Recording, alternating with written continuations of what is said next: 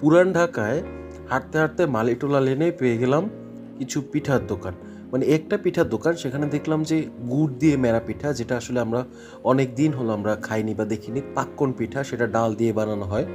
এরপর আছে নকশি পিঠা, নকশি পিঠাটাও ডাল ডিম এগুলো ব্যবহার করা হয়। তারপর দেখলাম মালপোয়া, তেলের পিঠা সহ বিভিন্ন পিঠা আছে। দোকানটার লোকেশন হলো মালিটোলা লেনের ভিতরে ঢুকে পান্নু খান টি স্টলের পাশে। মালিটোলা লেনের ভিতরে ঢুকে পান্নু খান টি স্টলের পাশে। এবং এই দোকানটিতে প্রতিটি পিঠার দাম শুরু হয় 5 টাকা থেকে শুরু করে সর্বোচ্চ 25 থেকে 30 টাকা পর্যন্ত।